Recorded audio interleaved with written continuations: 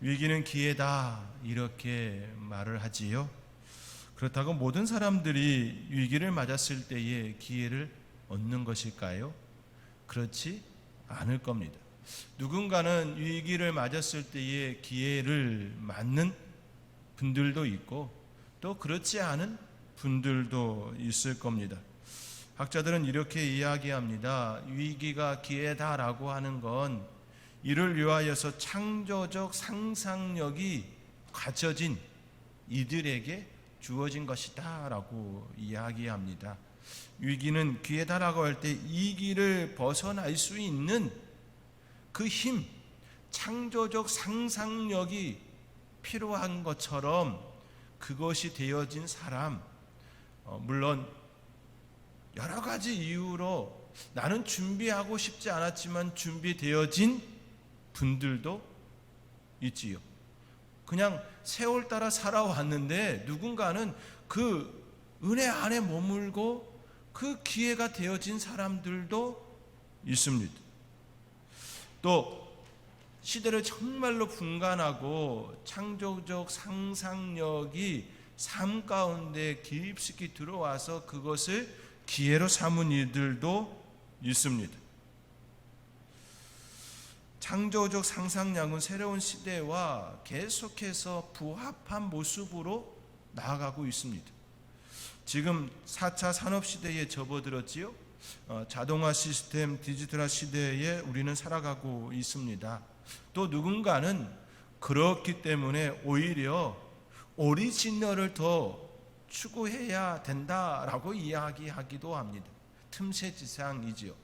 모든 사람들이 다 자동화 또 디지털화 되어지는 이 시대 속에서 오히려 선으로 할 수 있는 장인의 손길이 필요한 것 아니냐라고 하면서 오히려 그 분야로 접근해야 한다라고 말하는 이들도 있습니다. 또 누군가가 회피하는 그곳으로 오히려 뛰어들어야 하는 거 아니냐라고 말합니다.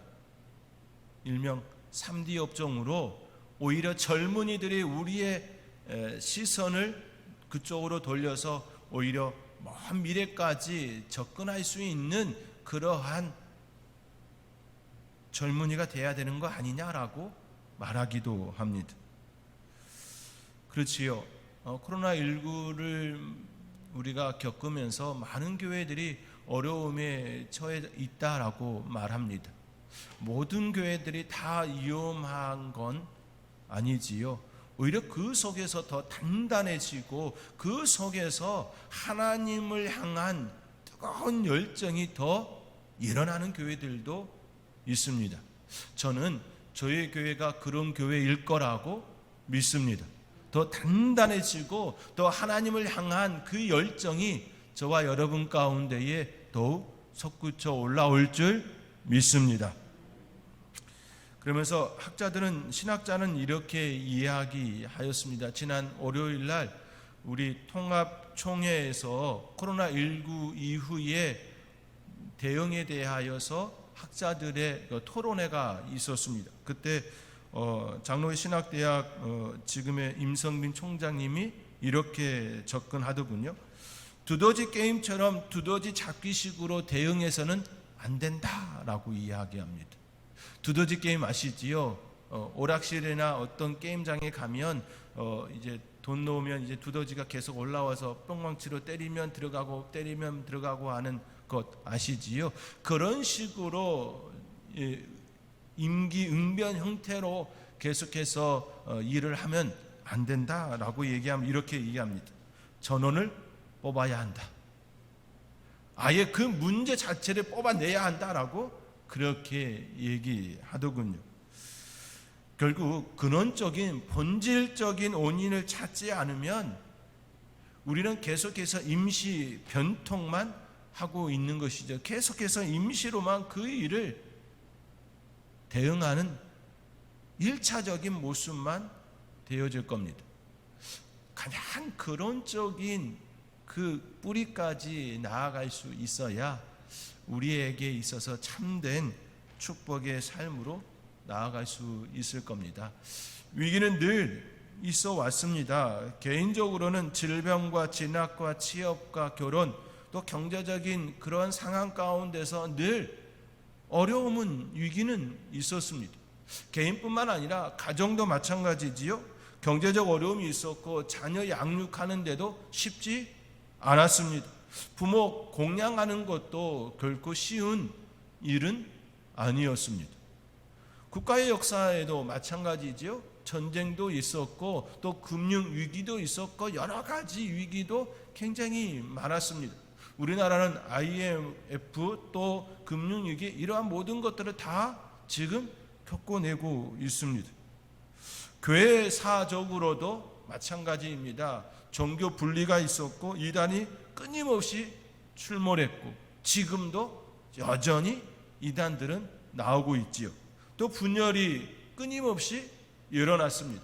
또 세속주의와 날마다 전쟁 가운데 지금까지 오고 있습니다. 또 앞으로도 이단이나 세속주의와의 싸움은 끊임없이 일어날 겁니다.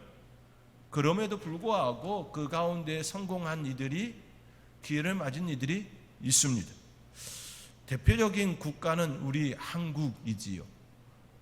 일제의 아픔의 시간을 겪었고 또 한국 전쟁을 치른 이후에 피폐화된 상황 속에서 한강의 기적이라 우리는 말을 하고 있습니다. 피폐화된 이 남한 땅의 전 국토가 산이 다 민둥산이 되어지고 또 먹을거리가 거의 없는 그런 상황 속에서 우리는 지금의 세계 경제 10위권에 가까운 지금의 한국이 되어졌습니다. 위기였던 우리나라가 지금 경제대국이 되었습니다. 저는 우리나라가 지금의 이 상황이 될 수 있었던 것은 창조적 상상력이 우리나라 안에 있었다라고 저는 믿습니다. 그 이후로 일제의 아픔을 겪고 한국 전쟁을 겪는 그 기간 전체적으로 접근해 보면 믿는 자들의 삶이요 뿌리 깊숙이 들어갔습니다. 일제의 그 아픔의 시간 동안에 한국의 플러스 기독교의 정신이 비록 믿는 자들의 숫자는 적었지만 그 영향력이 대단했습니다. 한 가지 예로 3.1 운동을 들 수가 있지요. 대표자들의 거의 믿는 자들의 기독인들이었습니다. 곰곰이 한 가지만 접근해 보시기 바랍니다. 교회당에 나오면, 예배당에 나오면 성도들이 뭐 하지요? 찬송합니다. 뭐 하지요? 기도합니다. 뭐 하지요? 말씀 듣습니다. 자연스럽게 뭐가 일어나지요? 글을 보는 겁니다. 찬송할 때에 뭘 보나요? 앞에 이렇게 큰 자막을 보면서 찬송했고요. 저도 어렸을 때에 이 큰 그거 보면서 찬송하고 또 성경 찬송가 보면서 읽고 했거든요. 이것이요, 우리 믿는 이들에게 보편적으로 일어났다라는 겁니다. 그냥 자연스러운 일이었다라는 겁니다. 한글이 가장 뿌리 깊숙하게 내려가는 시간이었다라는 겁니다. 이전까지는요, 한문을 주로 사용했어요. 한글을 사용하면서 오히려 더 깊숙하게 정신적인 무장이 일어났고 창조적 상상력이 우리나라 안에 자리하게 하였습니다. 그 바탕 위에 이런 지금의 한국이 되어진 것이지. 말 그대로 한강의 기적은 하나님께서 이 땅에 불어넣으신 축복이었습니다. 이 사실을 꼭 기억하시는 저와 여러분이 될 수 있기를 간절히 소망합니다. 아브라함에게도 위기가 다가왔습니다.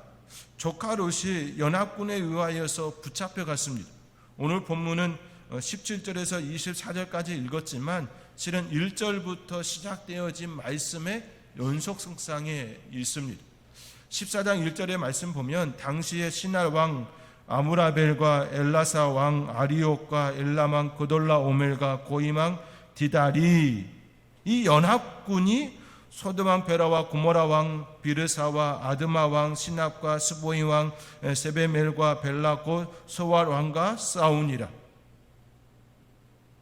근데 이렇게 싸우는 건 뭐 자기들끼리의 싸움이니 뭐 상관하지 않아도 되지 않습니까? 그런데 조카 롯이 이 연합군들에 의하여서 붙잡혀 간 것입니다. 아브라함에게도 위기가 닥친 것입니다. 더 엄밀하게 이야기하면 조카 롯에게 위기가 임하였지만 그 위기는 단순히 조카 롯에게만 위기가 아니라 아브라함에게도 위기인 것이지요. 왜냐하면 가까이에 있는 그가 무너졌다라고 하는 것은 아브라함도 충분히 무너뜨릴 수 있다라고 그 지역에 사는 이들에게 공유되어질 겁니다. 또 만약에 아브라함이 조카 롯을 그의 가족을 구하지 않는다면 이웃을 친지를 돌보지 않는 그런 무례한 입장이 되어지는 것이죠. 아브라함이 전혀 그 지역에서 할 말을 하고 사는 입장이 못 된다라는 겁니다. 당시 왕정은 지금의 국가 수준은 아니었습니다.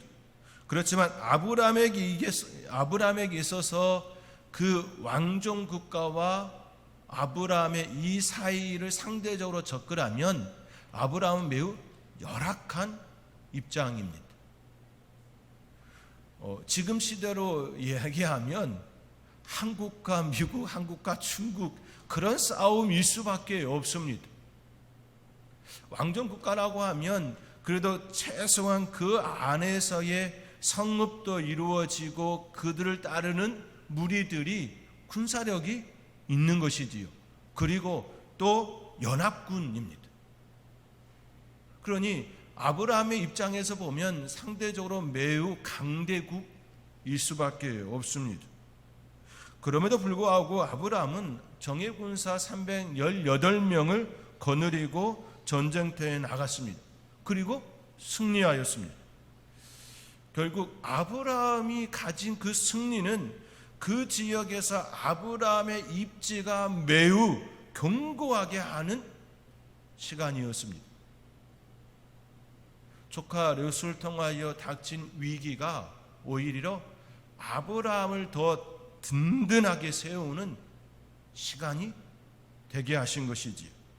이전까지는 아브라함은 나그네 인생입니다. 그 지역에 있어서는 방랑자입니다. 아직 정착하지 못한 고향을 떠나온 나그네 인생입니다. 그러나 연합군과의 전투와 승리는 아브라함에게 있어서 지금까지 붙었던 그 꼬리표를 떼어낼 수 있는 시간이 된 겁니다. 견고한 진, 함부로 할 수 없는 상대임을 그 지역에 알리는 계기가 되었습니다. 이를 반증하는 것이 그가 승리하고 돌아왔을 때에 두 왕이 아브라함을 맞이한 것이지요. 소돔 왕과 멜기세덱, 살렘 왕이 아브라함을 맞이한 것으로 우리가 쉽게 접근할 수가 있습니다. 풋내기 아브람, 나그네 아브람, 기근이 임하였을 때에 애굽으로 피하였던 아브람, 애굽 땅에서도 자기의 아내를 누이라 속이는 그러한 아브람, 매우 힘이 없는 아브람, 돌아온 방랑자, 그런 꼬리표가 이것으로 인하여서 떼어지는 축복이 그에게 일어났습니다. 그의 승리는 또 다른 시작이 된 것입니다. 아브라함의 준비된 삶이 새로운 시대를 맞이하게 하였습니다. 정예 군사 318명을 훈련시키고 그와 함께 나아간 그 전쟁 준비된 시간으로 인하여서 새로운 시대를 맞이한 것이지요. 이것이 위기 가운데에 아브라함에게 주어진 축복의 모습이었습니다. 아브라함과 같은 은혜가 저와 여러분 가운데에 충만하게 일어나게 주님의 이름으로 축원드립니다. 여기서 우리가 반드시 기억해야 할 것은 열악군과의 싸움에서 그가 승리할 수 있었던 건 준비된 정예 군사도 있었지만 그 승리를 하나님께서 주셨다라는 사실입니다. 이것을 먼저 마음에 품으시고 오늘 말씀으로 또 접근해 보기를 원합니다. 승리하고 돌아오는 아브라함을 맞이하는 두 왕이 있었습니다. 그 두 왕은 제가 조금 전에 여러분에게 말씀드린 것과 같이 소돔 왕과 살렘 왕 멜기세덱이었습니다. 소돔 왕은 연합군에게 패배하고 자신의 물건을 빼앗긴 왕들 중에 하나였습니다. 반면에 살렘 왕 멜기세덱은 지극히 높으신 하나님의 제사장이었습니다. 멜기세덱에 대하여 살렘 왕 멜기세덱에 대하여 14장의 말씀에 기록이 없습니다. 그리고 그 이전에도 없고 그 이후에는 시편의 말씀과 히브리서의 말씀에만 등장합니다. 갑자기 하늘에서 뚝 떨어진 그런 모습으로 등장을 했습니다. 여튼 두 왕이 아브라함을 축복합니다. 그런데요, 그들이 아브라함에게 축복한 그 축복의 모습이 정반대의 모습이었습니다. 한 사람은 영적 축복을 빌어주는 왕이었고 다른 한 사람은 세속적 축복을, 물질적 축복을 빌어주는 사람이었습니다. 여러분들은 어떤 축복을 받고 싶으세요? 영적 축복이신가요? 실질적으로 내 주머니에 들어오는 물질적 축복이신가요?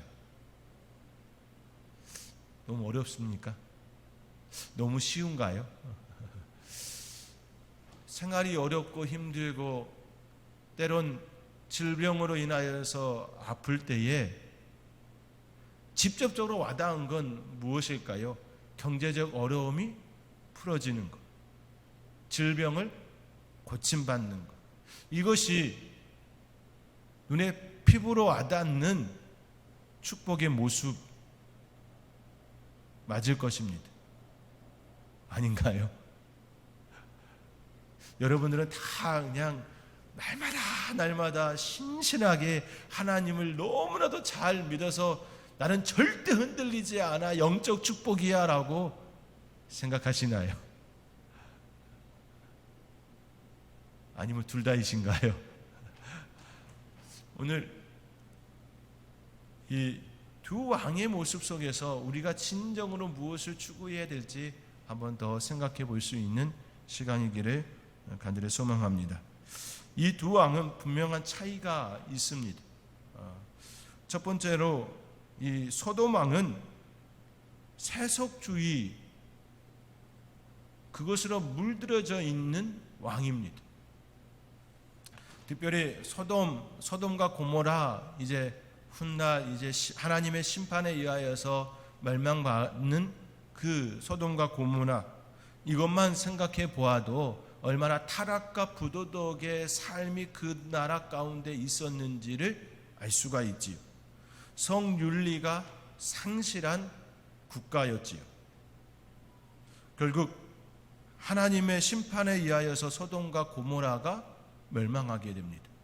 그 반면에 살렘 왕은 하나님 중심의 신본주의, 지극히 높으신 하나님의 제사장이었습니다. 그가 어디서부터 시작되어졌는지 또 어디로 가는지 전혀 알 수가 없는 그런 상황이지요. 하나님의 제사장이라고 히브리서 기자는 그에 대하여 소개하지요. 하나님께서는 늘 하나님의 은혜 가운데 머무는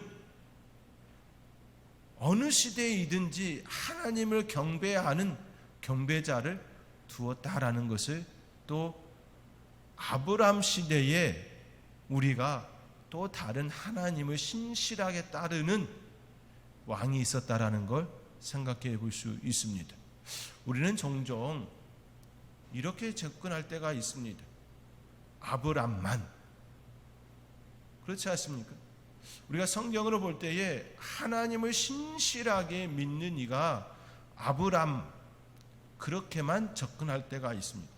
그런데요, 성경 속에 아브람 시대와 같은 시대에 믿음의 삶을 살았던 이가 누구냐라고 할 때에 실은 욥입니다. 욥도 하나님을 신실하게 섬겼던 인물이었습니다. 오히려 그의 신실함으로 인하여서 고난을 받는 인물이었지.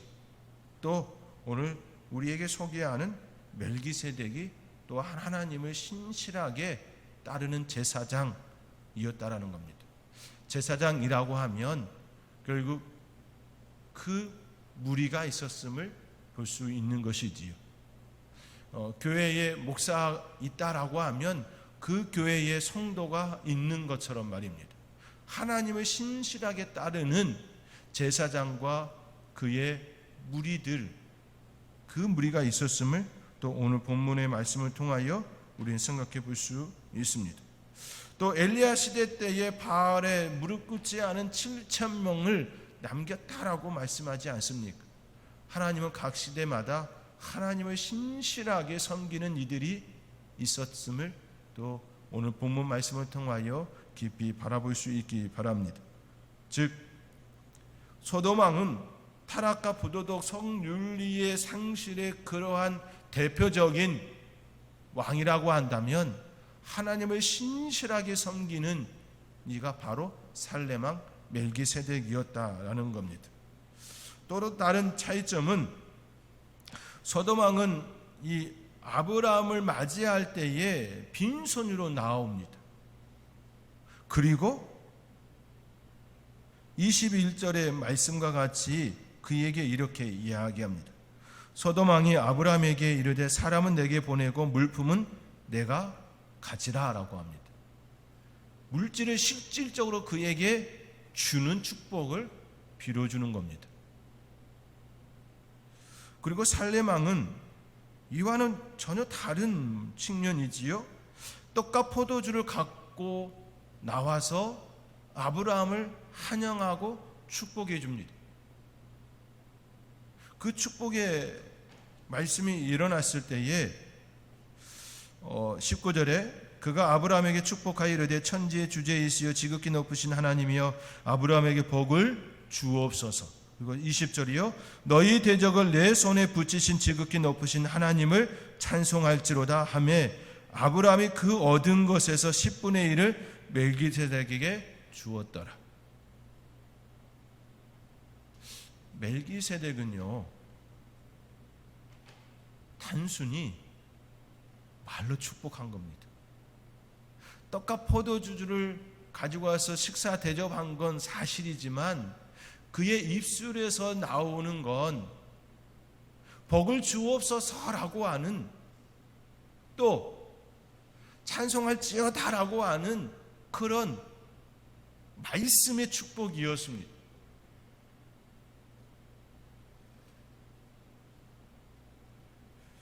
한 사람은 실질적인 물품을 가지고 너가 가지라라고 빌어준 축복이었다면 한 사람은 말씀으로만 빌어주는 축복이었습니다.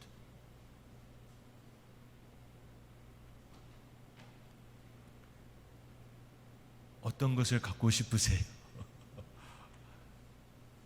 말씀으로만 하는 축복이신가요? 아니면 실질적인 물품을 건네주는 축복이신가요? 여기서 우리가 조금 더 깊이 들어가 볼 필요성이 있습니다. 소돔 왕이 내어주는 그 물품은 실은 아브라함이 전쟁에서 취한 전리품입니다. 온 소유가 소돔 왕의 것이 맞습니다. 소돔 왕의 것을 연합군들이 쳐들어와서 그것을 탈취해 갔어요. 그러니까 온 소유는 소돔 왕 것이 맞아요. 그래서 자기 것이라고 생각하고 그것을 너 가지라라고 실질적으로 물품을 주듯이 축복한 겁니다. 이건 내가 원래 내 것이었지만 내가 취하지 않겠다, 너 가지라라고 실질적으로 물품을 축복해 준 모습입니다.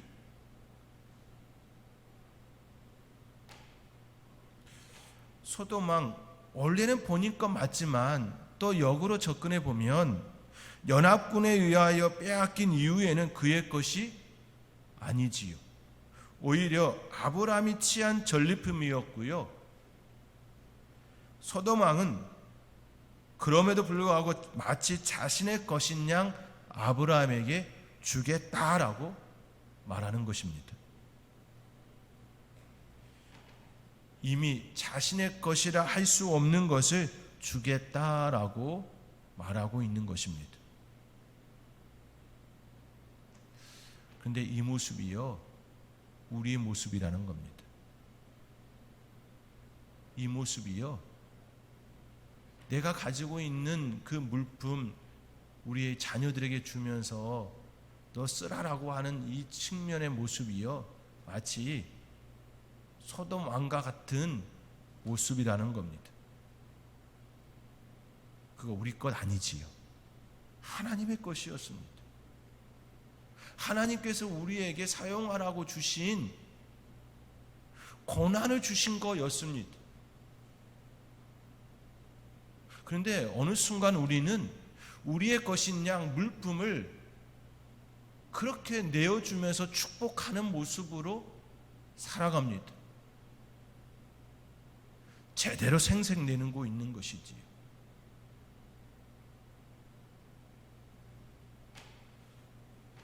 반면에 살렘 왕은 하나님께 복을 기원하죠. 복을 주옵소서라고 말씀합니다. 19절, 그가 아브라함에게 축복하여 이르되 천지의 주제이시오 지극히 높으신 하나님이여 아브라함에게 복을 주옵소서. 복을 주옵소서. 세상의 주관자이신 하나님께 복을 간구하는 축복이었습니다. 이 축복이 진짜인 것이지요. 왜냐하면 주소가 명확하기 때문입니다. 누구로부터 나가는 것인지 명확하기 때문이지. 살렘 왕은 지극히 높으신 하나님의 제사장이었습니다. 왕이면서 제사장이었습니다. 그는 축복을 기원할 수 있는, 빌어줄 수 있는 특별한 위치에 있었습니다. 그 특권을 사용하여서 아브라함에게 축복한 것입니다. 결국 진짜 자신에게 있는 그 고난을 사용하고 있는 겁니다. 다시 말해 자신의 것으로 자신의 고난을 사용하여 아브라함을 축복한 겁니다. 이건 진짜인 거죠.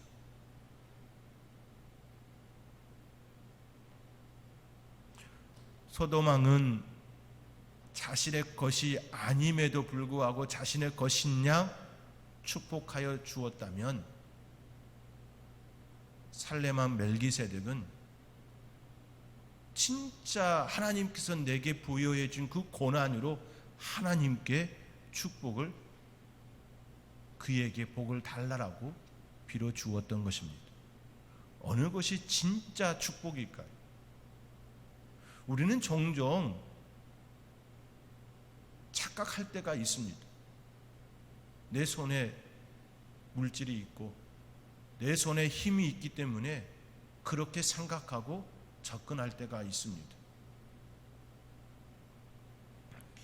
축복하는 두 왕에 대하여 아브라함의 반응은 전혀 다르게 나타나지요. 살렘 왕에게는 얻은 것의 10분의 1을 드렸습니다. 얻은 것에. 수고와 땀과 피를 흘린 결과였지만 하나님께서 허락하신 수고와 땀과 핏방울이었음을 그는 고백한 겁니다. 승리가 하나님께서 자신에게 주어졌다라는 것을 고백하는 겁니다.